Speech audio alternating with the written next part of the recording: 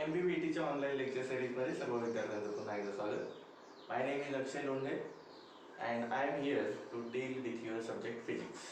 Right, आपण बघत होतो युनिट्स अँड मेजरमेंट. ठीक आहे, पाठीमागच्या लेक्चरमध्ये आपण डायमेन्शन अँड डायमेन्शनल फॉर्म्युला हा पॉईंट कव्हर केला होता. ज्यांनी पाठीमागचं लेक्चर बघितलं नसेल त्यांनी ते लेक्चर बघायचं आहे आणि मगच ह्या लेक्चरकडे यायचं आहे, तरच तुम्हाला हे लेक्चर कळेल, नाही तर समजणार नाही. पाठीमागचं लेक्चर बघावं लागेल तरच हे समजेल, अदरवाईज समजणार नाही. ठीक आहे, आज आपण प्रिन्सिपल ऑफ होमोजिनिटी हा पॉईंट बघणार आहे आणि दुसरा पॉईंट आहे डायमेन्शनल ॲनालायसिस. दोन्ही पॉईंट खूप महत्त्वाचे आहेत. डायमेन्शनल ॲनालायसिस खूप महत्त्वाचा आहे आणि त्याच्या आधी प्रिन्सिपल ऑफ होमोजिनिटी हा पण पॉईंट आपल्याला कव्हर करायचा आहे. ठीक आहे, तर पहिल्यांदा आपण बघूयात की प्रिन्सिपल ऑफ होमोजिनिटी म्हणजे काय. ठीक आहे, प्रिन्सिपल ऑफ होमोजिनिटीचा अर्थ असा आहे, होमोजिनियसचा अर्थ काय? होमोजिनियस म्हणजे सारखं, सारखं किंवा सेम असं आपण म्हणतो, बरोबर. सेम, सारखं, एक असणे याला आपण होमोजिनियस असं म्हणतो, बरोबर आहे. तर principle of homogeneity of dimension असेल, ऑफ डायमेन्शन असं हेडिंग टाका तुम्ही. बघा, पहिल्यांदा प्रिन्सिपल लिहितो. प्रिन्सिपल लिहिल्यानंतर मग तुम्हाला समजून सांगतो. इथं लिहितो me the dimensions of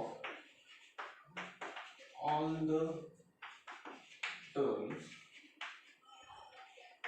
on both sides of a correct physical equation must be same. बघा काय दिलं इथं, स्टेटमेंट मी इथं लिहिलं, पण पहिल्यांदा समजून घेऊया. ठीक आहे, the dimensions of all the terms on the both sides of A correct physical equation must be same. कोणत्याही फिजिकल इक्वेशन मध्ये ज्या काही टर्म्स आहेत, फिजिकल इक्वेशन म्हणजे पण सांगणार आहे. ठीक आहे, कोणत्याही फिजिकल इक्वेशन जर घेतलं तर त्या फिजिकल इक्वेशन मध्ये जेवढ्या काही टर्म्स आहेत ज्या की आपण दोन्ही बाजूला लिहिलेल्या आहेत, त्या फिजिकल इक्वेशनच्या दोन्ही बाजूला ज्या काही टर्म्स लिहिलेल्या आहेत त्या टर्म्सचं डायमेन्शन कसं असतं तर सेम असतं. याला आपण म्हणतो प्रिन्सिपल ऑफ होमोजिनिटी. याला काय म्हणतो आपण? Principle of homogeneity. काय सांगितलं बघा, कोणतंही फिजिकल इक्वेशन जे की कसं आहे, करेक्ट आहे, बरोबर, त्या फिजिकल इक्वेशनच्या दोन्ही बाजूला जेवढ्या काही टर्म्स आहेत त्या प्रत्येक टर्मचं डायमेन्शन कसं असतं तर सेम असतं, असं हे प्रिन्सिपल म्हणतंय. ठीक आहे, असं ह्या प्रिन्सिपलमध्ये सांगितलेलं आहे. ठीक आहे, पहिल्यांदा आपण बघूया की फिजिकल इक्वेशन म्हणजे काय. इक्वेशन म्हणजे तर तुम्हाला माहिती असेल, क्वाड्रॅटिक इक्वेशन तुम्ही शिकलेलं आहे, बरोबर. बरोबरचं चिन्ह मध्ये येतं, लेफ्ट हँड साईडला काहीतरी असतं, उजव्या साईड राईट हँड साईडला काहीतरी असतं, बरोबर आहे. त्याला आपण इक्वेशन असं म्हणतो, हे तुम्ही शिकलेलं आहे. फिजिकल इक्वेशन म्हणजे काय की असं इक्वेशन ज्या इक्वेशन मध्ये फिजिकल क्वांटिटीज आपल्याला दिसतात. म्हणजे फॉर एक्झाम्पल मी असं लिहितो, बघा, a + b = c असं लिहितो, बरोबर. हे काय झालं, इक्वेशन झालं. हे काय झालं, एक इक्वेशन झालं. ह्या इक्वेशन मध्ये a b c या तीन टर्म्स आहेत. ही झाली लेफ्ट हँड साईड, ही झाली राईट हँड साईड, बरोबर. आणि ह्या तीन काय आहेत, टर्म आहेत, किंवा ह्या तीन काय आहेत, फिजिकल क्वांटिटीज आहेत. तर ह्या केसमध्ये इथं प्रिन्सिपल मध्ये काय सांगितलंय की जेवढ्या काही टर्म्स आहेत त्या प्रत्येक टर्मचं जे काही डायमेन्शन आहे ते डायमेन्शन कसं असतं तर सेम असतं, इक्वल असतं, असं प्रिन्सिपल ऑफ होमोजिनिटी मध्ये सांगितलं. समजतंय? कोणताही इक्वेशन घ्या जे करेक्ट आहे, अशा इक्वेशन मध्ये जेवढ्या काही टर्म्स आहेत ज्या लेफ्ट हँड साईडला आणि राईट हँड साईडला लिहिलेल्या आहेत त्या प्रत्येक टर्मचं डायमेन्शन कसं असतं, सेम असतं. मी अजून एखादं इक्वेशन लिहितो, समजा x + y - z = 0 असं लिहिलेलं. ठीक आहे, हे पण काय एक फिजिकल इक्वेशन आहे, बरोबर. मग ह्या क्वांटिटीचं, त्याच्यानंतर ह्या क्वांटिटीचं आणि ह्या क्वांटिटीचं, असं प्रत्येक क्वांटिटीचं डायमेन्शन कसं असतं, सेम असतं, असं प्रिन्सिपल ऑफ होमोजिनिटी मध्ये सांगितलं. आलं लक्षात की प्रिन्सिपल ऑफ होमोजिनिटी म्हणजे काय. ठीक आहे, म्हणजेच ह्याचं काही एक्झाम्पल आपण काय करूया, सॉल्व्ह करूया. म्हणजे तुमच्या लक्षात येईल. बरं मला सांगा की ह्याचा यूज काय असेल तुम्ही मला म्हणाल की सर प्रिन्सिपल ऑफ होमोजिनिटीचा मग यूज काय. तर प्रिन्सिपल ऑफ होमोजिनिटीचा यूज करून तुम्ही कोणत्याही अननोन क्वांटिटीचं डायमेन्शन फाइंड आउट करू शकता. म्हणजे फॉर एक्झाम्पल हे इक्वेशन घ्या. ह्या इक्वेशन मध्ये समजा तुम्हाला बी ह्या टर्मचं डायमेन्शन माहिती नाही आणि तुम्हाला ए आणि सी ही फिजिकल क्वांटिटी माहिती आहे. ठीक आहे, मग हे माहिती आहे, हे माहिती आहे, मग त्याच्यावरून तुम्ही ह्याचं डायमेन्शन फाइंड आउट करू शकता. आलं लक्षात. किंवा तुम्हाला एकच टर्म माहिती, ह्या दोघांचं डायमेन्शन काढायचं तर तुम्ही काढू शकता. हा त्याचा यूज आहे प्रिन्सिपल ऑफ होमोजिनिटी. आलं लक्षात. बघा परत एकदा सांगतोय, प्रिन्सिपल ऑफ होमोजिनिटी म्हणजे काय की कोणतेही फिजिकल इक्वेशन जर आपण घेतलं तर त्या इक्वेशन मध्ये जेवढ्या काही टर्म्स आहेत त्या प्रत्येक टर्मचं जे डायमेन्शन असतं ते डायमेन्शन कसं असतं तर सेम असतं. हे एक एक्झाम्पल लक्षात ठेवा, A plus B is equal to C, ज्याच्यामध्ये एचं डायमेन्शन, बीचं डायमेन्शन आणि सीचं डायमेन्शन कसं असतं सेम असतं. पण सगळ्यात महत्वाची कंडिशन ते इक्वेशन करेक्ट असलं पाहिजे तर. ठीक आहे, बघा मग ह्या प्रिन्सिपल ऑफ होमोजिनिटीचं आहे आपण काय करूयात काही एक्झाम्पल बघूयात. ठीक आहे, म्हणजे ज्याचा यूज काय आहे ते तुम्हाला कळेल. ठीक आहे, बघा समजा एक फिजिकल इक्वेशन आपल्याला दिलेलं आहे आणि त्या फिजिकल इक्वेशन मध्ये काही टर्म्स आहेत ज्या टर्मचं डायमेन्शन आपल्याला माहिती नाही ते काढायचं. ठीक आहे, तर त्या टर्मचं डायमेन्शन कसं फाइंड आउट करायचं त्याच्यासाठी आपण प्रिन्सिपल ऑफ होमोजिनिटी वापरू शकतो. एक इक्वेशन दिलंय समजा v is equal to X plus Y असं एक इक्वेशन. ठीक आहे, बघा क्वेश्चन आहे. क्वेश्चन काय सांगितलंय, suppose this is a physical equation where v is velocity, where the question लिहितो आपल्यास मी. तर v काय आहे, v इज वेलॉसिटी. ठीक आहे, आणि t म्हणजे काय तर t म्हणजे टाइम आहे. तर आपल्याला सांगितलं की find dimensions of x and y. काय सांगितलं बघा, एक फिजिकल इक्वेशन दिलंय, त्या फिजिकल इक्वेशन मध्ये दोन अननोन आहेत किंवा दोन टर्म आहेत x आणि y. ठीक आहे, त्या दोन क्वांटिटीचं आपल्याला काय करायचं डायमेन्शन फाइंड आउट करायचं. ठीक आहे, बरं प्रिन्सिपल ऑफ होमोजिनिटी मध्ये आपण काय शिकलो की सर्व टर्म्सचं डायमेन्शन कसं असतं तर सेम असतं. ठीक आहे, आता हेच इक्वेशन मी कसं लिहितो बघा, v minus X minus Y T is equal to 0. बरोबर आहे का. बघा एक्स इकडच्या बाजूला आणला मायनस झाला, वाय टी इकडच्या बाजूला आणला मायनस झाला. मग ह्या इक्वेशन मध्ये, ह्या फिजिकल इक्वेशन मध्ये आपल्याला माहिती आहे की व्हीचं डायमेन्शन, एक्सचं डायमेन्शन आणि वाय टी ह्या टर्मचं डायमेन्शन, तिन्ही टर्मचं डायमेन्शन कसं राहणार आहे तर सेम राहणार आहे. का सेम राहणार आहे, कारण की प्रिन्सिपल ऑफ होमोजिनिटी मध्ये तसं सांगितलंय की प्रत्येक टर्मचं डायमेन्शन कसं असतं तर इक्वल असतं किंवा सेम असतं. मग आपल्याला एक्स आणि वायचं डायमेन्शन फाइंड आउट करायचं आहे.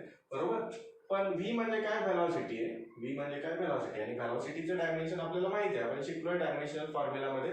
बरोबर, मग मी इथं लिहू शकतो बघा, डायमेन्शन ऑफ एक्स. बरोबर, डायमेन्शन ऑफ एक्स, आपल्याला एक्सचं डायमेन्शन काढायचं. Dimension of X is equal to dimension of v. बरोबर, याचं डायमेन्शन आणि याचं डायमेन्शन, व्हेलॉसिटीचं डायमेन्शन आणि एक्सचं डायमेन्शन कसं असेल सेम असेल. बरोबर, तर dimension of X is equal to, आता डायमेन्शन ऑफ v व्हेलॉसिटीचं डायमेन्शन ज्याला माहिती आहे त्याने डायरेक्ट लिहिलं इथं तरी सुद्धा चालेल. मी इकडे सॉल्व्ह करून दाखवतो. व्हेलॉसिटी म्हणजे काय असतं आपण शिकलोय, डिस्प्लेसमेंट अपॉन काय असतं टाइम, हे आपल्याला माहिती आहे. डिस्प्लेसमेंट म्हणजे काय तर लेंथच आहे. डिस्प्लेसमेंट म्हणजे काय, लेंथ म्हणजेच मी इथं लिहितो कॅपिटल एल, आणि खाली काय आहे टाइम, टाइम म्हणजे कॅपिटल टी. एल ला पॉवर किती आहे 1, टाइम ला पॉवर किती आहे 1, म्हणजे सी काय होणार आहे सांगा बरं. त्याला आपण वरती नेतो म्हणजे डायमेन्शन तयार झालं L raise to 1 T raise to -1. हे कशाचं डायमेन्शन आलं, हे डायमेन्शन आलं व्हेलॉसिटीचं. हे डायमेन्शन कशाचं आलं व्हेलॉसिटीचं. इथं m रेस टू 0 लिहिलं तरी चालेल, नाही लिहिलं तरी सुद्धा चालेल. मी त्या दिवशीच तुम्हाला सांगितलं की तुम्हाला जर एखादी क्वांटिटी असेल त्या क्वांटिटीचं तुम्हाला जर डायमेन्शन माहिती नसेल, म्हणजे फॉर एक्झाम्पल इथं मास नाही आहे तरी पण मला लिहायचं असेल तर मी लिहू शकतो, आणि नाही लिहिलं तरी सुद्धा चालू शकतं. इथं मी m रेस टू 0 लिहिलं तरी पण चालेल, नाही लिहिलं तरी सुद्धा चालेल. ठीक आहे, हे डायमेन्शन कशाचं मिळालं व्हेलॉसिटीचं, हे व्हेलॉसिटीचं डायमेन्शन मिळालं. ती व्हॅल्यू मी इथं लिहू शकतो. बरोबर, ज्याला डायरेक्ट माहिती त्याने डायरेक्ट लिहिलं तरी सुद्धा चालेल. ठीक आहे, इथं लिहितो मी l रेस टू 1 आणि t रेस टू -1 1 बरोबर. ओके, म्हणजे आपल्याला डायमेन्शन ऑफ एक्स मिळालं. बघा बरं, तर डायमेन्शन ऑफ एक्स काय आहे, तर dimension of X L raise to 1 T raise to minus, बरोबर. हे कशाचं डायमेन्शन आहे, तर एक्सचं डायमेन्शन आहे. ठीक आहे, एक आन्सर मिळाला आपल्याला. तसंच आपल्याला सांगितलं की what is the dimension of Y, वायचं डायमेन्शन आपल्याला काढायचं, वायचं डायमेन्शन इथं आपल्याला फाइंड आउट करायचं, बरोबर. मग आता मला सांगा वाय टी ही टर्म आहे, ह्या टर्मचं डायमेन्शन आणि ह्या टर्मचं डायमेन्शन कसं असणार आहे, सेम. तसंच वाय टी ह्या टर्मचं डायमेन्शन आणि व्ही ह्या टर्मचं डायमेन्शन कसं असणार आहे, सेम असणार आहे. मग तुम्ही ह्या टर्मला ह्या टर्म सोबत इक्वेट केलं तरी सुद्धा चालू शकेल, किंवा ह्या टर्मला ह्या टर्म सोबत इक्वेट करून डायमेन्शन काढलं तरी सुद्धा चालणार आहे. ठीक आहे, मग आता जसं केलं आपण तसंच सोडवूयात. कसं बघा, dimension of Y T is equal to dimension of V असं लिहितो मी. मग इथे लिहितो now dimension of yt is equal to dimension of v, बरोबर. yt ह्या टर्मचं डायमेन्शन आणि v म्हणजे वेलोसिटी या टर्मचं डायमेन्शन कसं असणार आहे, same as per the principle of homogeneity. ठीक आहे, बरं. मग आता डायमेन्शन ऑफ व्ही आपल्याला माहिती आहे, मगाशीच आपण कॅल्क्युलेट केलं किंवा फाइंड आउट केलं. किती आहे, एल रेस टू 1 आणि टी रेस टू किती आहे, -1 असं आहे, बरोबर. ती इथं डायरेक्ट लिहिलं मी, बरोबर. इथं आपल्याला डायमेन्शन ऑफ वाय काढायचं आहे. आपल्याला वाय टी ह्या टर्मचं डायमेन्शन नाही काढायचं, आपल्याला वाय ह्या टर्मचं डायमेन्शन काढायचं. मग इथं मी असं लिहू शकतो काय, डायमेन्शन ऑफ हे मिळालं आपल्याला वाय टी. ठीक आहे, आता काय लिहितोय बघा, मी इथं असं लिहू शकतो dimension of Y into dimension of T, बरोबर. असं सेपरेट लिहू शकतो की dimension of Y into dimension of T असं लिहू शकतो, बरोबर. मग इथे लिहितो मी dimension of Y into dimension of T is equal to काय आहे, L raise to 1 T raise to -1. समजतंय का बघा. फक्त मी काय केलं, डायमेन्शन ऑफ वाय टी या दोघांचं डायमेन्शन सेपरेट लिहिलं, म्हणजे काय, dimension of Y into dimension of T. पण डायमेन्शन ऑफ टी म्हणजे काय, टाइमचं डायमेन्शन कसं लिहितो आपण, टाइम असेल टी तर त्याचं डायमेन्शन आपण एम एल टी, बघा टीचं फक्त डायमेन्शन काढायचं आपल्याला, टीचं फक्त डायमेन्शन काढायचंय, म्हणजे इथं 0 आणि इथं 1 असं येणार, बरोबर आहे का. फक्त टी ह्या टर्मचं डायमेन्शन विचारलंय, मग या केसमध्ये एम किती असणार, 0, एल किती असणार 0 आणि टी रेस टू किती येणार, 1 येणार, बरोबर. म्हणजे डायमेन्शन ऑफ टी काय येणार आहे, फक्त कॅपिटल टी रेस टू 1 येणार, कॅपिटल टी रेस टू 1. मग इथे लिहू शकतो मी dimension of Y into dimension of T काय आलं, टी रेस टू 1. समजलं का बघा, कसं काढलं मी डायमेन्शन ऑफ टी, इथे लिहिलंय डायमेन्शन ऑफ टी कसं लिहिलं मी, टी ह्या टर्म मध्ये मास 0 असणार आहे, लेंथ 0 असणार आहे, बरोबर. आणि नुसतं टाइम आहे म्हणून म्हणजेच काय असणार आहे, पॉवर किती असणार आहे, 1 असणार आहे म्हणून म्हणले. ठीक आहे, is equal to L raise to 1 T raise to -1, बरोबर. ठीक, आता इकडे मल्टिप्लाय, ह्याला आपण तिकडे नेऊया, तिकडे गेल्यानंतर काय मल्टिवाइड होईल, म्हणजेच आपल्याला मिळेल डायमेन्शन ऑफ वाय. इथं लिहितो मी dimension of Y is equal to L raise to 1 T raise to -1 divide by काय केलं, ह्या टीला तिकडे न्यायचं, इकडे मल्टिप्लाय, तिकडे गेल्यानंतर काय झालं, हे डिवाइड झालं, बरोबर. ओके, आता बघा बरं, टी रेस टू 1 डिनॉमिनेटरला ह्याला जर वर नेलं तर काय होईल, वरती गेल्यानंतर त्याची पॉवर मायनस होईल, ह्याची पॉवर काय होईल, मायनस होईल, म्हणजेच काय येणार सांगा बरं मला. खाली लिहितो L raise to 1 T raise to -1. ठीक आहे, आणि हे वरती गेलं म्हणजे हे झालं टी रेस टू -1. ठीक आहे, या दोघांचं मल्टिप्लिकेशन आहे, याची पॉवर -1 आहे, ह्याची पॉवर -1 आहे. मल्टिप्लिकेशन मध्ये पॉवरचे काय होते, ऍडिशन होते, मल्टिप्लिकेशन मध्ये पॉवरची काय होत असते, ऍडिशन होत असते, बरोबर. म्हणजे -1 आणि -1 यांचं काय होणार आहे, ऍडिशन किती येणार आहे, -2 येईल, बरोबर. म्हणजे आपल्याला मिळालं डायमेन्शन ऑफ वाय. तर लिहितो मी dimension of Y is equal to काय आलं सांगा बरं मला, एल रेस टू 1 आणि टी रेस टू -1. बरोबर, -1 आणि -1 -2 होणार. त्याला तुम्ही आता असं लिहिलं तरी सुद्धा चालेल, m⁻0 l⁻1 आणि t⁻2 असं लिहिलं तरी सुद्धा चालेल. मी मगाशी सांगितलं तुम्हाला m इथं नाही लिहिलं तरी सुद्धा चालेल, लिहिलं तरी सुद्धा चालू शकतो. This is the dimension of y. आलं लक्षात? म्हणजे इथं आपण काय केलं बघा, एक फिजिकल क्वांटिटी जिचं डायमेन्शन आपल्याला माहिती होतं, तिच्यावरून आपण दोघांचंही डायमेन्शन, दोन्हीही टर्मचं डायमेन्शन आपण काय करू शकलो, फाइंड आउट करू शकलो. हाच प्रिन्सिपल ऑफ होमोजेनिटीचा यूज आहे. कळतंय? ओके, अजून एखादं इक्वेशन बघूया ज्याला ओके स्टुडंटनी हे लिहून यावं. ओके, सर्व स्टुडंटला मला सांगायचं की त्यांनी हे लिहायचंय आणि मला होमवर्क करून पाठवायचंय. क्वेश्चन लिहायचा, क्वेश्चन लिहून हे सगळं मला पाठवायचं, पण हे मनानं सॉल्व्ह करा तुम्ही. ठीक आहे, समजून घ्या आणि मनानं सॉल्व्ह करा. ठीक आहे, दुसरा क्वेश्चन मी इथं लिहितोय बघा. आता दुसरा एक बघूयात आपण क्वेश्चन.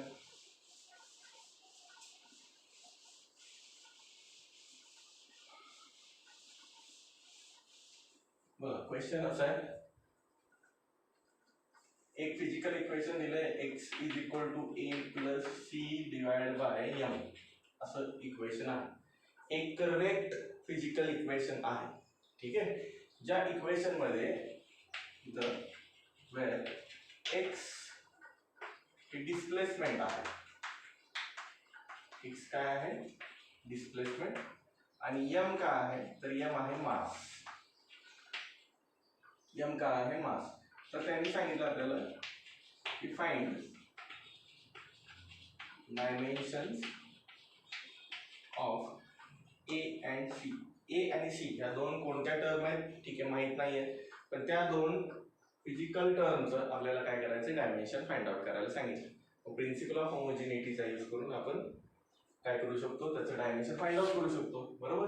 ओके, कसं करणार बघा, या इक्वेशनला मी असं लिहू शकतो, a ह्या बाजूला न्या मायनस होईल, c बाय m इकडच्या बाजूला न्या, तो पण काय होईल, मायनस होईल. ठीक आहे, म्हणजे इक्वेशन काय होईल, x minus a minus c divide by m is equal to 0. बरोबर. As per the principle of homogeneity. Principle of homogeneity वरून आपण काय शिकलोय, याचं डायमेन्शन आणि या टर्मचं डायमेन्शन, तिन्ही टर्मचं डायमेन्शन कसं असणार आहे, सेम असणार आहे. बरोबर आहे. ओके, आपल्याला a चं डायमेन्शन फाइंड आउट करायला सांगितलंय, डायमेन्शन ऑफ a आणि c. मग मी इथं लिहू शकतो का, डायमेन्शन ऑफ x आणि डायमेन्शन ऑफ a सेम आहे, इक्वल आहे, लिहू शकतो. बरोबर. मग मी इथं लिहितो therefore dimension of a is equal to dimension of x. Shortcut मध्ये लिहिलंय डायमेन्शन, पण तुम्ही पूर्ण लिहा. Dimension of a is equal to dimension of x. x म्हणजे काय सांगितलंय, x म्हणजे डिस्प्लेसमेंट आहे. डिस्प्लेसमेंट आहे म्हणजे डिस्प्लेसमेंटचं डायमेन्शन काय असणार, l. बरोबर. डिस्प्लेसमेंटचं डायमेन्शन काय असणार आहे, तर l असणार आहे. बरोबर. म्हणजे डायमेन्शन ऑफ डिस्प्लेसमेंट म्हणजेच काय आहे, लेंथ. बरोबर, l, आणि त्याची पॉवर किती असणार आहे, 1 असणार. हे एवढंच डायमेन्शन असणार आहे. समजतंय का, नुसतं डिस्प्लेसमेंट म्हणलंय म्हणजे मास 0 असणार आहे, टाइम किती असणार आहे, 0 असणार आहे, आणि l किती असणार आहे, 1 असणार. समजतंय. डायमेन्शन ऑफ डिस्प्लेसमेंट म्हणजे मासचा काही संबंधच नाही त्याच्यामध्ये म्हणून 0, टाइमचा काही संबंधच नाही म्हणून 0. बरोबर. नुसतं डिस्प्लेसमेंट आहे म्हणजेच लेंथ रेस टू किंवा l रेस टू काय आलं, 1 आलं. ठीक आहे, हे डायमेन्शन ऑफ काय मिळालं, x आपण लिहिलं बघा. म्हणजेच डायमेन्शन ऑफ a आपल्याला मिळालं. So dimension of a is equal to काय मिळालं आपल्याला, l रेस टू 1 मिळालं. ठीक आहे. बघ पुढे काय सांगितलं आपल्याला, dimension of c find out करायचं, डायमेन्शन ऑफ c. बरोबर. मग इथं सुद्धा ही पूर्ण टर्म कन्सिडर करायची, ह्या पूर्ण टर्मचं डायमेन्शन आणि a चं डायमेन्शन सेम असणार आहे, किंवा ह्या टर्मचं डायमेन्शन आणि x चं डायमेन्शन कसं असणार आहे, सेम असणार आहे, as per the principle of homogeneity. बरोबर. म्हणजे मी इथं असं लिहू शकतो बघा, नाव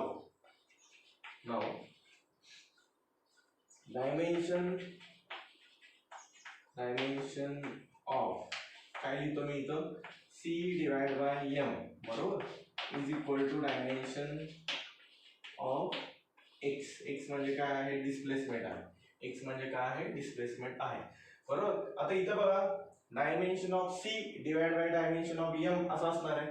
मगाशी कसं होतं डायमेन्शन ऑफ वाय टी मध्ये आपण बघितलं होतं मगाच्या इक्वेशन मध्ये, तिथं आपण काय केलं होतं dimension of Y into dimension of T.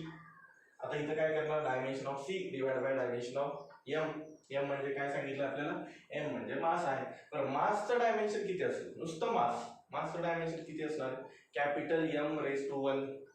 बरोबर. बघा इकडं नुसतंच जर लेंथ असेल तर त्याचं नुसतंच जर लेंथ असेल तर त्याचं डायमेन्शन एल रेस टू 1.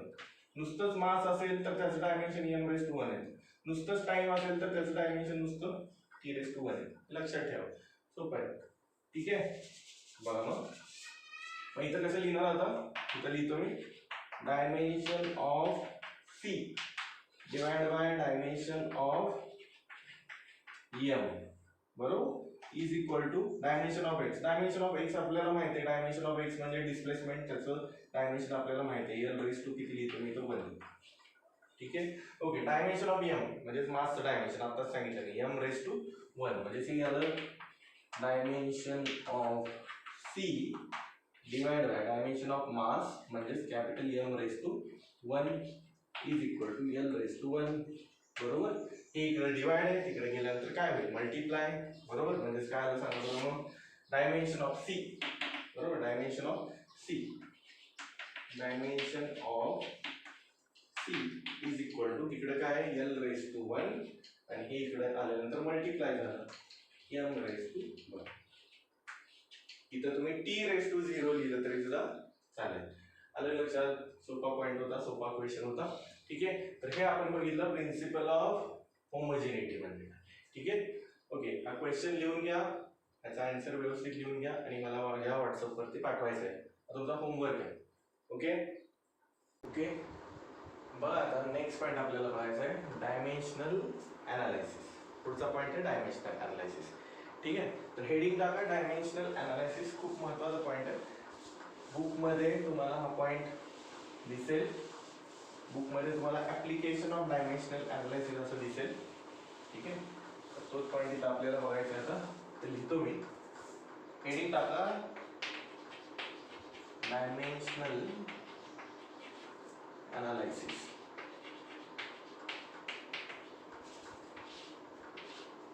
बुकमध्ये किंवा पुस्तकामध्ये तुम्हाला हा पॉईंट दिसेल डायमेन्शनल अनालिसिस. आता पहिल्यांदा आपण बघूयात की डायमेन्शनल अनालिसिसचा अर्थ, याचं मीनिंग काय बघूया. डायमेन्शनल अनालिसिस, अनालिसिस म्हणजे डिटेल स्टडी. अनालिसिसचा अर्थ काय आहे तर ह्याला आपण डिटेल स्टडी असं म्हणतो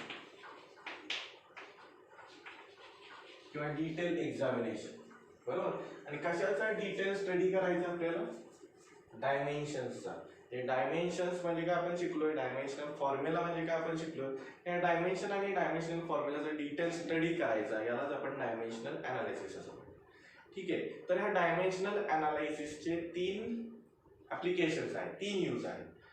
ठीक आहे. तर त्यातलं काय करूयात आज आपण, एक ऍप्लिकेशन बघूयात आणि 2 ऍप्लिकेशन आपण पुढच्या लेक्चरमध्ये कंप्लीट करूयात. ठीक आहे. तर पहिलं आपण बघूयात डायमेन्शनल अनालिसिसचं पहिलं ऍप्लिकेशन, फर्स्ट ऍप्लिकेशन. ठीक आहे.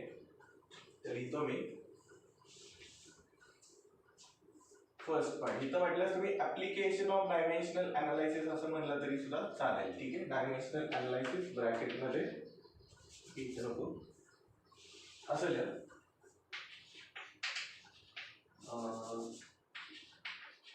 application of dimensional असेल. ठीक आहे. आणि त्याच्यामधलं आपण पहिलं ऍप्लिकेशन बघूयात. पहिलं ऍप्लिकेशन बघा, पहिलं ऍप्लिकेशन असं आहे टू चेक द करेक्टनेस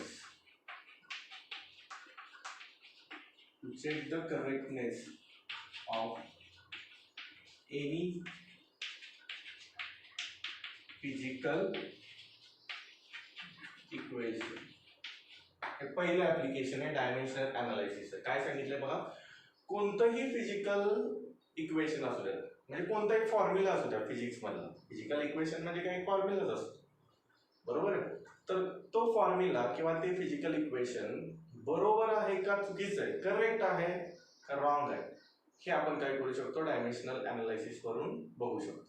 याच्या लक्षात खूप इंटरेस्टिंग पॉईंट आहे, कुठलाही फॉर्म्युला फिजिक्स मधला असेल तर तो फॉर्म्युला करेक्ट आहे का चुकीचा आहे, भलेही तुम्हाला त्या फॉर्म्युला बद्दल काय माहिती नसू देत, पण तो फॉर्म्युला बरोबर आहे का चुकीचा आहे हे तुम्ही डायमेन्शनल अनालिसिस वरून चेक करू शकता.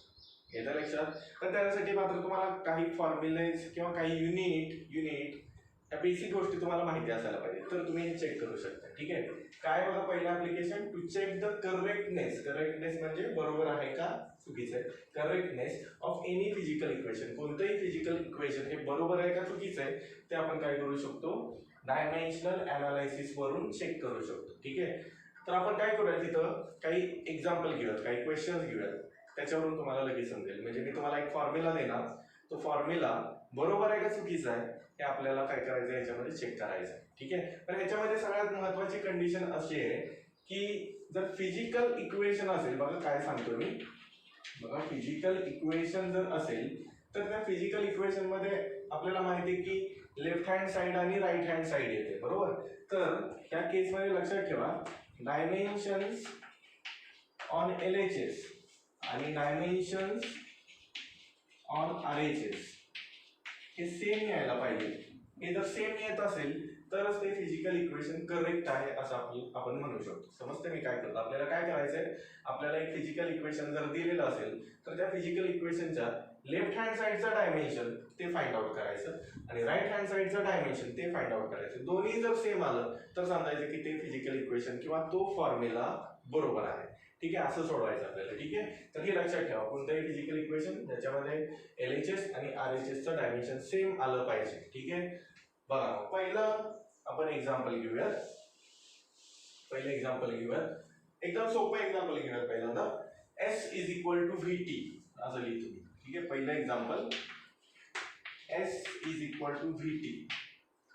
ठीक आहे. ज्याच्यामध्ये बघा इथे लिहितो मी, वेअर S म्हणजे डिस्प्लेसमेंट आहे, S म्हणजे डिस्प्लेसमेंट आहे, V म्हणजे व्हेलॉसिटी आहे आणि T म्हणजे काय आहे तर टाइम आहे. तर हे इक्वेशन आपल्याला चेक करायचे की बरोबर आहे की नाही. बरोबर. हे इक्वेशन ऍक्च्युअली कसं आहे, velocity is equal to displacement upon time, velocity is equal to displacement upon time. आणि आपल्याला माहिती पण बरोबर आहे का, बरोबर, velocity is equal to displacement upon time, बरोबर आहे. इक्वेशन आपल्याला माहिती आहे, पण ते आपण चेक करूयात की हे बरोबर असतं का नाही. ठीक आहे. बघा मग इथं लेफ्ट हँड साइडला काय आहे बघा, S म्हणजेच काय आहे तर डिस्प्लेसमेंट. म्हणजे मी इथं असं लिहितो, LHS इज इक्वल टू काय आहे S. LHS ला काय आहे तर S, बरोबर. मग इथं लिहितो परत डायमेन्शन्स ऑफ LHS चे डायमेन्शन्स, बरोबर, लेफ्ट हँड साइडचे डायमेन्शन. लेफ्ट हँड साइडला कोण आहे, लेफ्ट हँड साइडला काय आहे बघा, ह्या इक्वेशनच्या लेफ्ट हँड साइडला काय आहे S म्हणजेच काय डिस्प्लेसमेंट. डायमेन्शन ऑफ LHS म्हणजेच डायमेन्शन ऑफ डिस्प्लेसमेंट, डिस्प्लेसमेंटचं डायमेन्शन. डिस्प्लेसमेंट म्हणजे काय, लेंथ असते आणि लेंथचं डायमेन्शन, फक्त लेंथचं डायमेन्शन. बघा मगाशी पण मी सांगितलं, लेंथ, फक्त लेंथ आहे ज्याच्यामध्ये मास आणि टाइमचा काही संबंध नाहीये. म्हणजे तिथं आपण लिहिणार L⁻². हे कशाचं आलं डायमेन्शन, हे आलं लेफ्ट हँड साइडचं डायमेन्शन. ठीक आहे. आता काय करूयात आपण, RHS लिहूयात. RHS राईट हँड साइडला काय आहे, V × T आहे, V × T आहे, बरोबर. आता काय करूयात आपण, या RHS म्हणजेच राईट हँड साइडचे डायमेन्शन फाइंड आउट करूयात. इथे लिहितो डायमेन्शन्स ऑफ RHS. कसं काढणार राईट हँड साइडचे डायमेन्शन्स, इथं आहे व्हेलॉसिटी आणि इथं आहे टाइम. व्हेलॉसिटीचं डायमेन्शन इंटू टाइमचं डायमेन्शन. सो व्हेलॉसिटीचं युनिट काय असतं सांगा मला, velocity is equal to metre per second. बघा फॉर्म्युलावरनं पण काढता येतं आणि युनिटवरनं पण डायमेन्शन फाइंड आउट करता येते, हे शिकलो आपण, बरोबर. Velocity is equal to unit काय असतं त्याचं, मीटर पर सेकंड. मीटर म्हणजे काय, लेंथ, आणि सेकंड म्हणजे काय, टाइम, म्हणजे L/T, बरोबर. L/T हे कशाचं डायमेन्शन आलं, व्हेलॉसिटीचं आलं. T ला वरती नेलं तरी चालेल, नाही लिहिलं तात्पुरतं तरी सुद्धा चालू शकतं. ठीक आहे. म्हणजेच डायमेन्शन ऑफ LHS, व्हेलॉसिटीचं डायमेन्शन काय आलंय बघा बरं, L/T. तर लिहितो मी L/T. पावर किती असणार दोघांची, 1 असणार. ठीक आहे. ओके. इंटू काय व्हेलॉसिटी ऑफ टाइम आहे, व्हेलॉसिटी सॉरी इंटू काय डायमेन्शन ऑफ टाइम आहे, इंटू काय dimension of time. Dimension of time म्हणजे काय, तिथं मासचा काही संबंध नाही, बरोबर, लेंथचा काही संबंध नाही, नुसतं टाइमचं डायमेन्शन लिहायचं म्हणजे t⁻1 येणार, म्हणजेच इंटू t⁻2 काय आहे 1, t⁻1. हे न्यूमरेटरला, हे डिनॉमिनेटरला घ्याला, हे काय झालं कॅन्सल झालं, म्हणजेच काय आलं बघा l⁻2 काय आलं 1 आलं. हे काय मिळालं आपल्याला, हे मिळालं डायमेन्शन ऑफ RHS. काय मिळालं आपल्याला, डायमेन्शन ऑफ RHS. आता चेक करा, लेफ्ट हँड साइडचं डायमेन्शन काय आहे l⁻1 आणि राईट हँड साइडचं डायमेन्शन काय आहे l⁻1. दोन्ही साइडचं डायमेन्शन सेम आहे, याचा अर्थ हा दिलेला फॉर्म्युला किंवा हे फिजिकल इक्वेशन कसं आहे, करेक्ट आहे. बघा किती सोपं आहे, बरोबर. काय केलं आपण, एक इक्वेशन दिलं होतं, त्याचं लेफ्ट हँड साइडचं डायमेन्शन फाइंड आउट केलं, नंतर काय केलं, राईट हँड साइड घेतली, राईट हँड साइडचं डायमेन्शन फाइंड आउट केलं, बरोबर, आणि दोन्ही सेम येते का चेक केलं. जर सेम आलं तर समजायचं ते फिजिकल इक्वेशन करेक्ट आहे. अगदी सोपं आहे. ठीक आहे, पुढचं एक्झाम्पल बघूया. हे तुम्हाला लिहून घ्यायचं आहे, हे लिहून घ्यायचं आहे. बरं, पुढं बघूयात आपण. दुसरं समजा, दुसरं इक्वेशन किंवा दुसरं एक्झाम्पल आपण बघूया. P = 4t/r. पुस्तकामध्ये एक एक्झाम्पल काहीतरी सॉल्व्ह करून दिलेले होते, आपण 1 2 4 घेऊयात म्हणजे तुम्हाला अगदी व्यवस्थित समजेल. ठीक आहे, P = 4t/r, वेअर याच्यामध्ये आपल्याला समजा असं लिहिलंय, P = प्रेशर, P प्रेशर आहे. त्याच्यानंतर आहे T म्हणजे आहे surface tension, surface tension, temperature नाहीये, सरफेस टेन्शन आहे. आणि R म्हणजे काय आहे, रेडियस आहे. R म्हणजे काय आहे, रेडियस आहे. ठीक आहे, आता सरफेस टेन्शन तुम्हाला माहिती नाहीये, ओके, पण सरफेस टेन्शनचा मी फॉर्म्युला सांगतो म्हणजे तुम्हाला ते लक्षात येईल. ठीक आहे, बर, ठीक आहे. बघा हे फिजिकल इक्वेशन करेक्ट आहे का नाही ते आपल्याला बघायचं. लेफ्ट हँड साइड बघा, काय लेफ्ट हँड साइडला P आहे, P म्हणजे काय, प्रेशर. ठीक आहे, ह्या लेफ्ट हँड साइडचं डायमेन्शन आणि राईट हँड साइडचं डायमेन्शन सेम यायला पाहिजे. सेम आलं तर आपण म्हणणार की हे फिजिकल इक्वेशन करेक्ट आहे. बघा मग काय लिहितो इथं मी LHS, LHS ला काय आहे P, परत काय लिहूया, dimension, dimension of LHS, dimension of LHS, left hand side. ठीक आहे, याचं डायमेन्शन. आता लेफ्ट हँड साइडला काय आहे, मी सांगितलं की P म्हणजे काय, प्रेशर. प्रेशरचं डायमेन्शन आपण शिकलोय, प्रेशरचं डायमेन्शन आणि डायमेन्शन फॉर्म्युला आपल्याला माहिती आहे. बघा प्रेशर = किंवा युनिटवरनं पण तुम्ही काढू शकता. प्रेशरचं युनिट काय आहे, प्रेशरचं युनिट किंवा प्रेशरचं डायमेन्शन किंवा प्रेशरचा फॉर्म्युला कशावरून तरी तुम्ही फाइंड आउट करू शकता. प्रेशर = काय असतं, फोर्स अपॉन एरिया, बरोबर. फोर्सचं डायमेन्शन मी लक्षात ठेवायला सांगितलेलं तुम्हाला. फोर्सचं डायमेन्शन LMT⁻², बघा LMT⁻². ठीक आहे, LMT⁻² हे लक्षात ठेवायला सांगितलेलं होतं. ठीक आहे, त्याचप्रमाणे एरिया म्हणजेच काय, लेंथ इंटू ब्रेड्थ, लेंथ म्हणजेच L, ब्रेड्थ म्हणजे सुद्धा L, बरोबर, डिवाइड बाय एरिया म्हणजेच काय, लेंथ इंटू लेंथच आहे थोडक्यात, म्हणजे इथं l⁻1 इंटू l⁻1 असं लिहिलं तरी पण चालेल, बरोबर आहे का. एरिया म्हणजेच काय, लेंथ इंटू लेंथ. बघा काय केलं, प्रेशरचा मला काय करायचं आहे, डायमेन्शनल फॉर्म्युला काढायचा. प्रेशर म्हणजे काय, फोर्स अपॉन एरिया. फोर्सचं डायमेन्शन मला माहिती होतं, मी तुम्हाला सांगितलं सुद्धा लक्षात ठेवायला. ठीक आहे, ज्यांना माहिती नसेल त्यांनी पाठीमागचं 2 लेक्चर बघा म्हणजे तुम्हाला समजेल. ठीक आहे, LMT⁻² डिवाइड बाय एरियाचं डायमेन्शन काय असतं, लेंथ इंटू लेंथ, बरोबर, लेंथ इंटू लेंथ म्हणजे याची पॉवर 1 याची पॉवर 1. ह्याला हे काय झालं, कॅन्सल झालं आणि ह्याला मी वर नेलं, तर ह्याचं डायमेन्शन काय होणार आहे, हे वरती गेल्यानंतर -1 होईल, म्हणजे l⁻1 m⁻1 आणि t⁻². हे काय झालं, डायमेन्शन झालं कशाचं, तर प्रेशर, बरोबर. म्हणजे आपण इथं लिहू शकतो l⁻1 m⁻1 आणि t⁻². ही लेफ्ट हँड साइड झाली. ही काय झाली, लेफ्ट हँड साइड. आता बघूयात आपण राईट हँड साइड. पण राईट हँड साइडला काय आहे, T म्हणजे सरफेस टेन्शन. आता सरफेस टेन्शन तर तुम्हाला फॉर्म्युला माहिती नसेल, त्यामुळे मी इथं तुम्हाला सॉल्व्ह करून देतो. बघा सरफेस टेन्शन, बरोबर. इथं वाटलं तुम्ही लिहा सरफेस टेन्शन.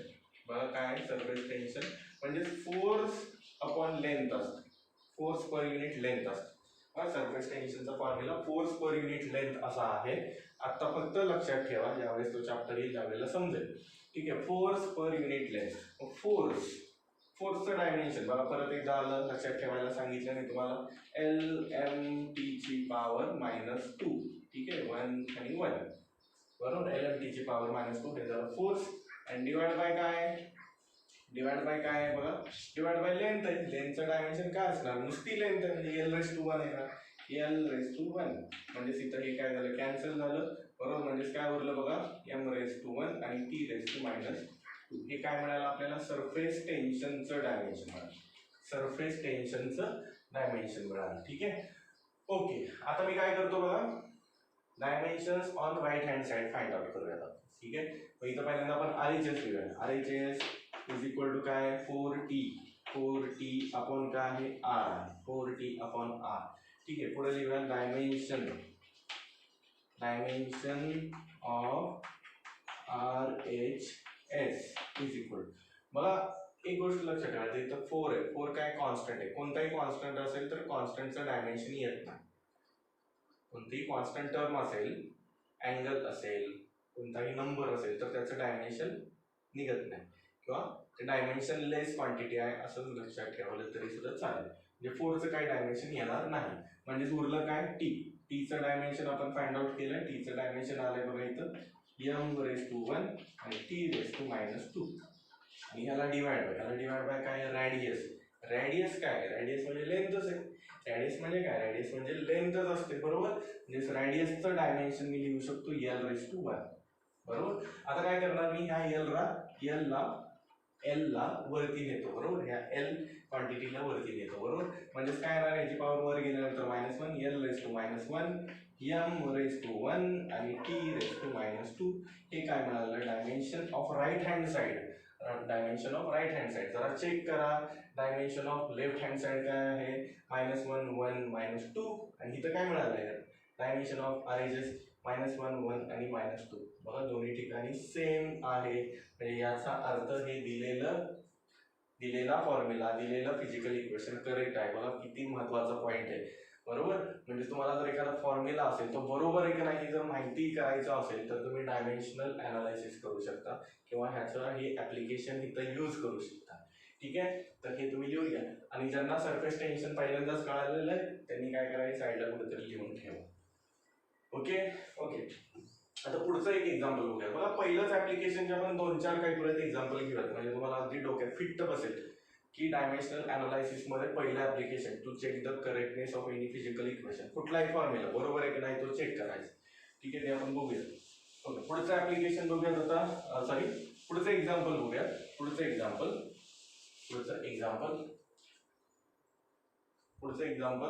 खूप जुना एक्झाम्पल आहे. जुना फॉर्म्युला आहे, तुम्हाला पण माहिती असणार आहे. E is equal to M into C². एनर्जीचं इक्वेशन आहे बरोबर. ओके, वेअर E काय आहे तर एनर्जी, म्हणजे एनर्जी आहे. M is equal to mass आणि C म्हणजेच व्हेलॉसिटी ऑफ लाईट आहे. ठीक आहे, ह्या त्याच्यामधल्या टर्म आहे. आता हे फिजिकल इक्वेशन किंवा हा फॉर्म्युला बरोबर आहे नाही तो बघूया. लेफ्ट हँड साइडला काय आहे, E. इथे लिहितो LHS is equal to E. Okay, dimension of LHS is equal to, म्हणजेच काय, डायमेन्शन ऑफ LHS म्हणजे डायमेन्शन ऑफ E बरोबर. आणि तिथं आपल्याला लेफ्ट हँड साइडचं डायमेन्शन लिहायचं म्हणजे Eचं डायमेन्शन इथं लिहायचं. ठीक आहे, E म्हणजे काय, एनर्जी. मी त्याने सांगितलं की एनर्जी आणि वर्क कसे आहेत, सेमच असतं. थेरॉटिकली दोघांचं डायमेन्शन कसं आहे, सेम असतं बरोबर. शिकलोय आपण, एनर्जी आणि वर्कचं डायमेन्शन सेम असतं. वर्क म्हणजेच काय असतं तर वर्क म्हणजेच फोर्स इंटू काय असतं, डिस्प्लेसमेंट असतं. शिकलोय आपण त्या दिवशी, वर्क म्हणजेच काय, फोर्स इंटू डिस्प्लेसमेंट असतं. बघा परत एकदा फोर्स, सारखं फोर्स येते त्यामुळे त्याचं डायमेन्शन लक्षातच ठेवा, LMT ची पॉवर -2. ठीक आहे, म्हणजे इथं आपण लिहूयात LMT ची पॉवर -2 बरोबर. आणि त्याला मल्टिप्लाय बाय डिस्प्लेसमेंट आहे, त्याला मल्टिप्लाय बाय डिस्प्लेसमेंट. डिस्प्लेसमेंट म्हणजे लेंथ, लेंथचं डायमेन्शन किती येणार, L raise to one, L raise to one, बरोबर, एल रेस टू काय आहे 1, बरोबर. मग आता काय येईल बघा बरं, एनर्जीचं युनिट आपल्याला, सॉरी एनर्जीचं डायमेन्शन आपल्याला मिळतं एल रेस टू वन आणि L raise to one. Multiplication आहे, मल्टिप्लिकेशन असेल तर इंडेक्सची ऍडिशन होते, सोपं आहे, बरोबर. घातांकाचा नियम आहे, गुणाकार असेल तर घातांकाची ऍडिशन होते, म्हणजे इंडेक्सची ऍडिशन होते. मल्टिप्लिकेशन असेल तर इंडेक्सची ऍडिशन होते. 1 + 1 किती होणार आहे 2, म्हणजे L raise to 2, M raise to 1 आणि टी रेस टू -2. हे एनर्जीचं काय आहे, डायमेन्शनल फॉर्म्युला, हे आपल्याला मिळालं, बरोबर. म्हणजे डायमेन्शन ऑफ एलएचएस आपल्याला मिळाला L raise to 2, M raise to 1 आणि टी रेस टू -2. ठीक आहे, करेक्ट, ओके. आता बघायचं आपल्याला की राईट हँड साइड आणि त्याचं डायमेन्शन. मग इथं लिहितो मी आरएचएस. मग आरएचएस इज इक्वल टू काय, एम इंटू सी स्क्वेअर. पुढे लिहूयात डायमेन्शन ऑफ आरएचएस, बरोबर. आता एम म्हणजे मास आहे आणि सी म्हणजे वेलॉसिटी. सी म्हणजे काय, वेलॉसिटीच आहे ना, वेलॉसिटी ऑफ लाईट आहे म्हणजे वेलॉसिटीच आहे, बरोबर. नुसतं मास आहे, मग मासचं डायमेन्शन काय येईल, M raise to 1, M raise to 1, बरोबर. नुसतं मास आहे म्हणजे एम रेस टू 1. आणि सी म्हणजे वेलॉसिटी, वेलॉसिटीचं डायमेन्शन, वेलॉसिटीचं डायमेन्शन बघा डिस्प्लेसमेंट अपॉन टाइम, बरोबर. डिस्प्लेसमेंट अपॉन टाइम म्हणजेच काय, डिस्प्लेसमेंट म्हणजेच लेंथ, टाइम म्हणजेच टी, म्हणजेच हे त्याचं डायमेन्शन आहे, L raise to 1, T raise to 1. समजतंय. वेलॉसिटी म्हणजे डिस्प्लेसमेंट अपॉन टाइम, डिस्प्लेसमेंट म्हणजेच लेंथ, लेंथची पॉवर 1, टाइम म्हणजे टी, टीची पॉवर 1, बरोबर. म्हणजेच वेलॉसिटीचं डायमेन्शन मी इथे लिहितो एल अपॉन टी. आणि इथं काय जर बघा सी स्क्वेअर आहे, स्क्वेअर आहे, बरोबर. काय दिसते इथं, स्क्वेअर आहे, बरोबर. इथं काय स्क्वेअर आहे, बरोबर. म्हणजे इथं काय होणार सांगा बरं, स्क्वेअर म्हणजे एल रेस टू 2 होणार आणि टी रेस टू काय होणार 2 होणार, बरोबर. दोघांचा पण स्क्वेअर करावा लागेल आपल्याला, ठीक आहे. म्हणजेच इथं मी असं लिहू शकतो बघा, एम रेस टू 1 त्याच्यानंतर एल रेस टू 2 आणि टी रेस टू 2. ठीक आहे. आता हे दोन्ही कंबाईन करूयात. टी रेस टू 2, बरोबर, हे डिनॉमिनेटरला आहे, याला वरती नेलं तर याची पॉवर -2 होईल. म्हणजेच काय होणार बघा बरं, सिक्वेन्सला लिहूयात. एल पहिल्यांदा लिहूयात एल रेस टू 2, नंतर एम रेस टू 1 आणि ह्याला वरती नेलं, वरती नेल्यानंतर टी रेस टू -2 आलं. हे कशाचं डायमेन्शन आलं, राईट हँड साईडचं. जरा चेक करा आपल्याला मिळालेलं लेफ्ट हँड साईडचं आणि राईट हँड साईडचं डायमेन्शन. एलएचएसचं डायमेन्शन बघा, एलची पॉवर 2, एलची पॉवर 2, एमची पॉवर 1, एमची पॉवर 1, टीची -2, टीची -2. म्हणजेच दोन्ही साईड सेम आहे, दोन्ही साईडचं डायमेन्शन सेम आहे, म्हणजे हे फिजिकल इक्वेशन कसं आहे, करेक्ट आहे. आलं लक्षात. We check the correctness of any physical equation. This is the first application of dimensional analysis. Dimensional अनालायसिसचा यूज करून आपण कोणतंही फिजिकल इक्वेशन चेक करू शकतो. हे तुम्हाला लिहायचं आहे, लिहून घ्यायचं तुम्हाला सगळ्यांना. ओके, पुढचं लास्ट एक एक्झाम्पल बघूयात आपण. शेवटचं एक्झाम्पल बघूयात. शेवटचं एक्झाम्पल इथं लिहितो मी, H is equal to R rho G upon 2t cos theta. ठीक आहे, ओके. असा एक फॉर्म्युला आहे, ठीक आहे. आता हा फॉर्म्युला बरोबर आहे का चुकीचा आहे तो बघायचा आहे, ठीक आहे. याच्यामध्ये काय काय दिलंय ते पहिल्यांदा सांगतो मी तुम्हाला. h इज हाईट, h म्हणजे हाईट आहे. आता ज्याला हे जमेल, ज्याला हे स्वतःहून सॉल्व्ह करायचं त्यांनी सॉल्व्ह केलं तरी चालेल. पहिल्यांदा हे ऐकून घ्या की याच्यामध्ये काय काय दिले, ठीक आहे. h म्हणजे हाईट आहे, r म्हणजे रेडियस आहे. तुम्ही सुद्धा सॉल्व्ह करू शकता, हे काय अवघड नाहीये. r म्हणजे रेडियस आहे, रो म्हणजे डेन्सिटी आहे, डेन्सिटी. व्हिडिओ पॉज करून तुम्ही हे सॉल्व्ह करू शकता. त्याच्यानंतर g म्हणजे ऍक्सेलरेशन ड्यू टू ग्रॅव्हिटी आहे, ऍक्सेलरेशन ड्यू टू ग्रॅव्हिटी आहे. आणि लास्ट T म्हणजे सरफेस टेन्शन आहे. सरफेस टेन्शन मागाशी सांगितलंय, ठीक आहे. त्यामुळे तुम्ही सॉल्व्ह करू शकताय, काहीच प्रॉब्लेम नाहीये, ठीक आहे. तरी पण मी इथं सॉल्व्ह करून देणार आहे. बघा LHS काय आहे, LHS is equal to H आहे. LHS ला काय आहे, H, ठीक आहे. पहिल्यांदा लेफ्ट हँड साईडचं डायमेन्शन काढूयात. ठीक आहे. डायमेन्शन ऑफ LHS बरोबर. डायमेन्शन ऑफ LHS ला काय दिसतंय आपल्याला, फक्त हाईट आहे. हाईट म्हणजे डायमेन्शन काय आहे, फक्त L⁻1 येणार बरोबर. फक्त हाईट आहे. हाईट आपण म्हणजेच कशामध्ये मेजर करतो, मीटर मध्ये, म्हणजेच लेंथ आहे म्हणून L⁻1 येते. ठीक आहे. ओके. RHS काय आहे बघा बरं. RHS ला काय दिसतंय, R ρg/2t cos θ. फार मोठं इक्वेशन आहे, काही घाबरण्याचं कारण नाहीये. बघा इथं लिहितो मी डायमेन्शन ऑफ RHS. एक टर्म घ्या, एक टर्म घेऊन सॉल्व्ह केलं तरी येईल तुम्हाला. एक टर्म घ्या. पहिल्यांदा कोणती पहिली टर्म आहे, R म्हणजेच काय, रेडियस आहे. रेडियस आहे म्हणजेच रेडियस लेंथ आहे बरोबर. रेडियस म्हणजे काय, लेंथ आहे, म्हणजेच पॉवर किती येणार, L⁻1 येणार बरोबर. म्हणजेच पहिलं आलं L⁻1. पुढं आहे रो म्हणजे काय आहे, डेन्सिटी. ज्याला माहिती नाही त्याने त्या टेबल मध्ये बघून सॉल्व्ह केलं तरी सुद्धा चालेल, किंवा साईडला कॅल्क्युलेट करा आणि मग लिहा. ठीक आहे. डेन्सिटी म्हणजेच काय, मास अपॉन व्हॉल्यूम. डेन्सिटी म्हणजेच काय, मास अपॉन काय आहे, व्हॉल्यूम आहे बरोबर. मास अपॉन व्हॉल्यूम. ठीक आहे. मास अपॉन व्हॉल्यूम आहे. मास कशामध्ये मेजर करतो आपण, kg मध्ये, आणि व्हॉल्यूम कशामध्ये मेजर करतो आपण, मीटर क्यूब मध्ये बरोबर. लेंथ इंटू लेंथ असं येतं बरोबर. म्हणजे इथं आपल्याला काय लिहिता येईल, किलोग्राम पर मीटर क्यूब असं येणार त्याचं युनिट बरोबर आहे का. बघा, density is equal to mass upon volume. Mass kilogram मध्ये, व्हॉल्यूम मीटर क्यूब मध्ये. किलोग्राम म्हणजेच काय, मास आहे, आणि मास साठी आपण काय लिहिणार सांगा बरं. मास साठी कॅपिटल M, आणि मीटर क्यूब लेंथ आहे म्हणजेच L क्यूब येणार बरोबर. So M⁻1/L⁻3. हे काय झालं त्याचं डायमेन्शनल फॉर्म्युला. बघा इकडं, मास अपॉन व्हॉल्यूम, मास किलोग्राम मध्ये, व्हॉल्यूम मीटर क्यूब मध्ये. किलोग्राम साठी M⁻1 बरोबर, मास आहे म्हणून M लिहिलं, मीटर क्यूब म्हणजे लेंथ आहे L लिहिलं, पॉवर 3 आहे, पॉवर 3 लिहिली. ठीक आहे. म्हणजे इथं मी लिहितो M⁻1/L⁻3. ओके. ठीक आहे. पुढे काय आहे बघा, acceleration due to gravity. Acceleration आहे इथं. ऍक्सेलरेशन कसं फाइंड आउट करतो आपण, किंवा त्याचं युनिट सांगा. डायरेक्ट युनिट वरून सुद्धा तुम्ही डायमेन्शनल फॉर्म्युला लिहू शकता.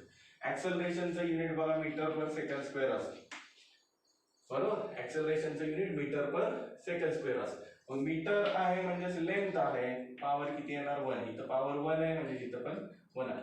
मीटर पर सेकंड स्क्वेअर आहे, सेकंड म्हणजे टाइम आहे, टाइमचा स्क्वेअर म्हणजे t चा स्क्वेअर आहे. हे झालं डायमेन्शन कशाचं, ऍक्सेलरेशन बरोबर. हा झाला डायमेन्शनल फॉर्म्युला. ठीक आहे. म्हणजे हे काय करू शकतो मी, इथं लिहू शकतो. ठीक आहे. मग इथं लिहितो मी L⁻1 आणि T⁻2. ठीक आहे. ओके. या सगळ्याला डिवाइड बाय, इथं काय दिलं बघा, 2 कॉन्स्टंट आहे म्हणजे डायमेन्शन लेस क्वांटिटी.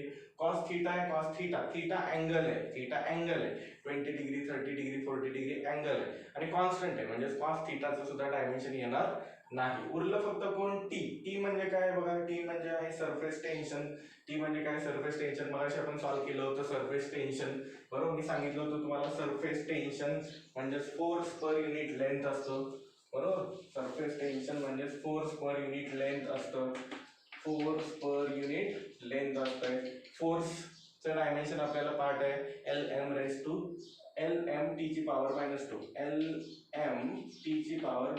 हे पार्ट करून ठेवा, लक्षात ठेवा. आणि डिवाइड बाय काय आहे, लेंथ आहे. बरोबर. ह्या लेंथची पॉवर किती आहे, 1 आहे, म्हणजे इथं मी लिहितो कॅपिटल L⁻1. ठीक आहे. ह्याच्यामध्ये L⁻1 आणि L⁻1 काय होईल, कॅन्सल होईल, म्हणजे उरतंय काय बघा बरं, M⁻1 आणि T⁻2 असं येईल. हे झालं डायमेन्शन सरफेस टेन्शन. म्हणजेच इथं मी काय करतो, त्या डायमेन्शनल फॉर्म्युलाने डिवाइड करतो, म्हणजे M⁻1 आणि T⁻2. ठीक आहे. आता यातल्या काही टर्म काय होतील, इथं कॅन्सल होतील. काय कॅन्सल होते जरा बघूयात आपण. हे जरा थोडंसं सॉल्व्ह करूयात. ठीक आहे. हे थोडं सॉल्व्ह करूयात, बघूयात काय. बरोबर. L⁻1 मल्टिप्लिकेशन होईल, म्हणजेच काय येणार आहे, L⁻1 एक आहे गुणाकार आहे, मल्टिप्लिकेशन आहे म्हणजेच इंडेक्सचे ऍडिशन होणार, म्हणजेच L⁻2 आलं. ठीक आहे. पुढं M⁻2 काय आहे, 1 आहे, हे कसं राहील. ओके. त्याचप्रमाणे आता काय दिसतंय बघा बरं, याला डिनॉमिनेटरला इथं एल रेस टू 3 आहे, एल रेस टू 3 आणि टी रेस टू 2 आहे, टी रेस टू 2. ह्या सगळ्याला परत डिवाइड बाय या दोन टर्म दिसत आहेत, या दोन टर्म दिसत आहेत एम रेस टू 1 आणि T raise to minus 2, T raise to minus 2 असं होईल बरोबर.